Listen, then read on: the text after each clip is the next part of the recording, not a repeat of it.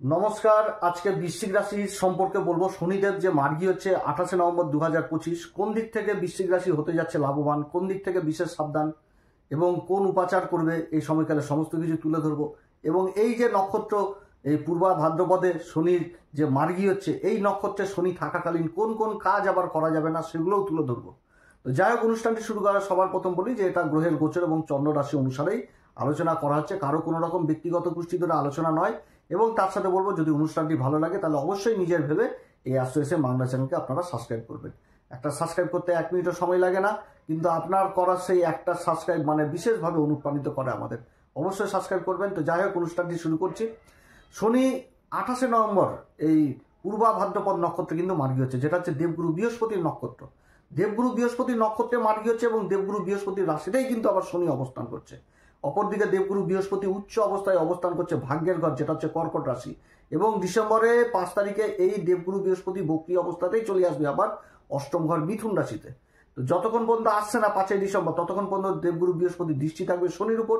তারপর যখন ডিসেম্বর মাসের 5 তারিখ, তখন কিন্তু চলে আসবে অষ্টম ঘরে। সেই সময় শনির উপর দৃষ্টি থাকছে না, শনির মূল ত্রিকোণ রাশি কুম্ভ রাশির উপর দেবগুরু বৃহস্পতির দৃষ্টি থাকবে। এবং কুম্ভ রাশিতে আবার রাহু অবস্থান করছে। রাহুর কিন্তু আবার নক্ষত্র পরিবর্তন হলো, শতবিশা নক্ষত্রে রাহু চতুর্থ ঘরে বৃশ্চিক রাশিতে অবস্থান করছে। অর্থাৎ এই সময়কালে শনি আর রাহু সম্পূর্ণভাবে দেবগুরু বৃহস্পতির আয়ত্তে। আবার শনির যে দৃষ্টিগুলো পড়ছে, শনির তৃতীয় দৃষ্টি পড়ছে সপ্তম ঘর, যেটা হচ্ছে বৃষ রাশি।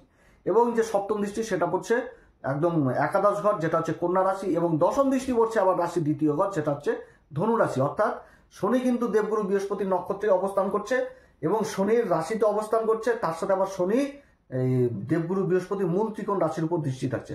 আবার অপরদিকে দেবগুরু বৃহস্পতিও কিন্তু শনির মূল ত্রিকোণ রাশিকে দেখছে।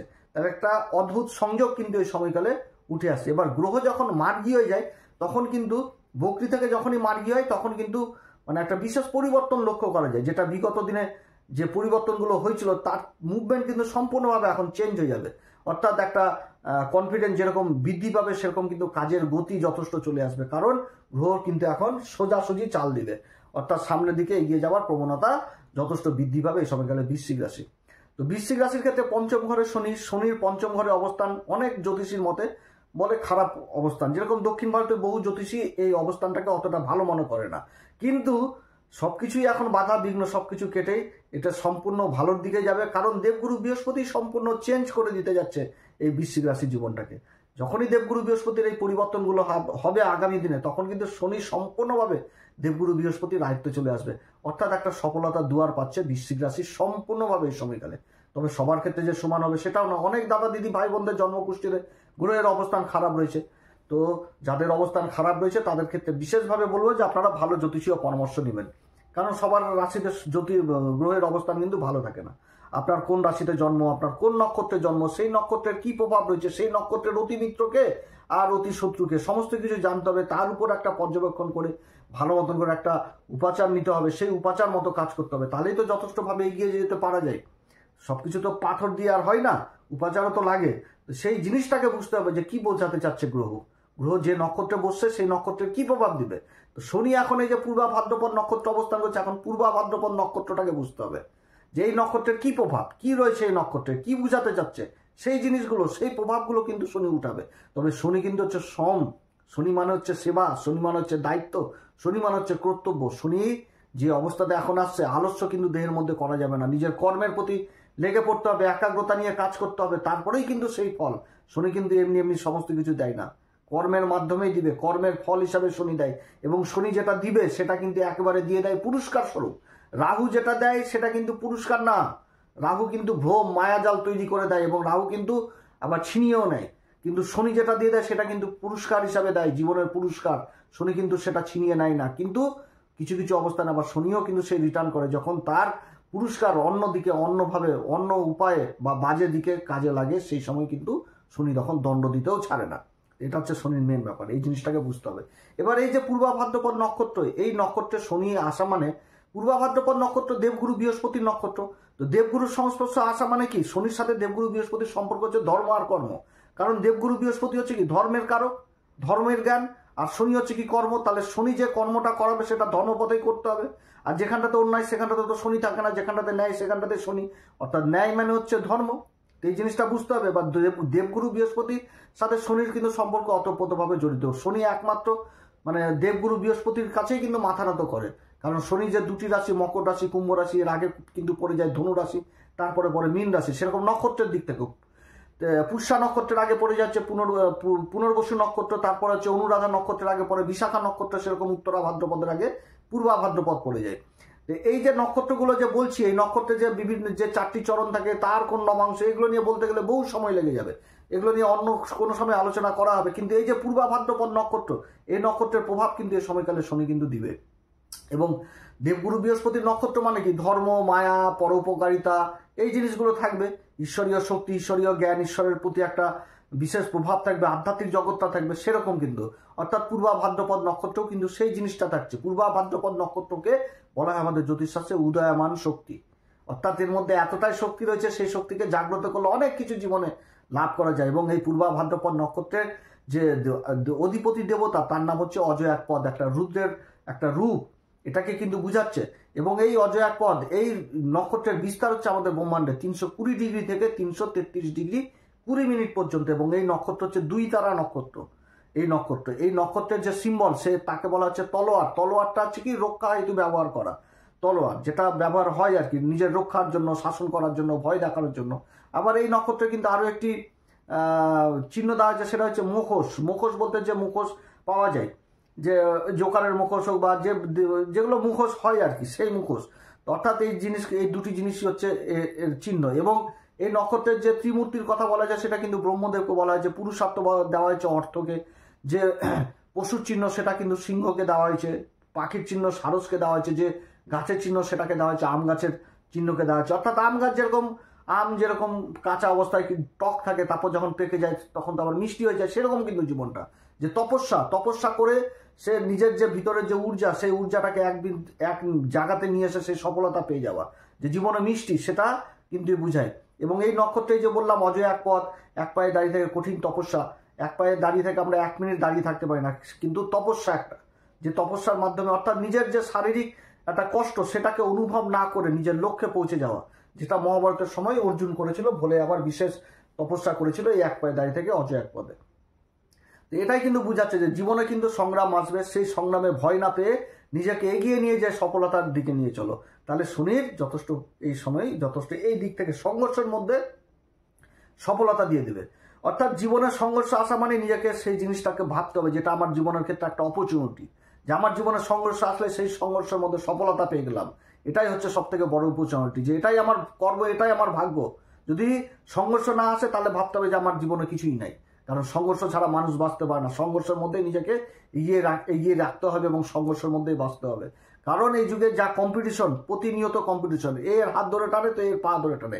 এবার সংঘর্ষ যখনই আসবে তখনই কিন্তু শনি পিছনে এসে দাঁড়াবে, অর্থাৎ সাপোর্ট দিবে। সেই সংঘর্ষকে দায়িত্ব কর্তব্য নিয়ে পালন করতে হবে।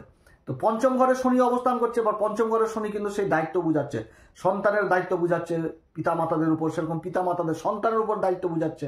এবার পঞ্চম ঘর থেকে সরকারি বেসরকারি কর্মচারী বুঝাই, তো সরকারি কর্মচারী বেসরকারি কর্মচারী সমাজের প্রতি কি দায়িত্ব, সেই জিনিসটা উঠে আসছে। শিক্ষা জিনিসটা বুঝাচ্ছে, শিক্ষার দিক থেকে কি দায়িত্ব, সেই জিনিসটাও উঠে আসছে।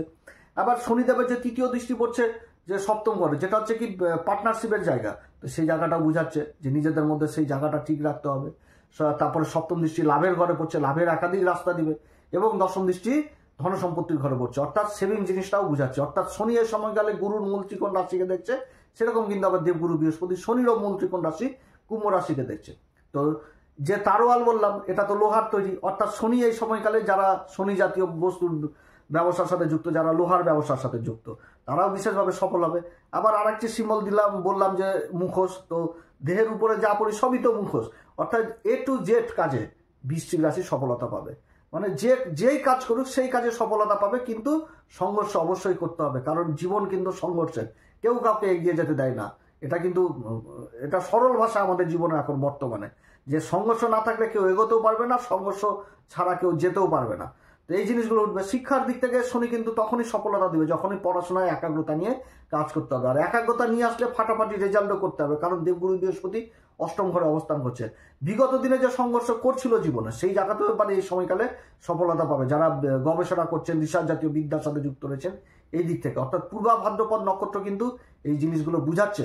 পূর্বা ভাদ্রপদ নক্ষত্র মানে বেশি সফলতা পাবে এই সময়কালে তারা যারা ডিফেন্স লাইনে রয়েছেন। আমি আগে বললাম যে তলোয়ার, যারা সেনাবাহিনীতে যুক্ত রয়েছেন তারা সমাজে মান সম্মান পদ খ্যাতি এগুলো পাবে।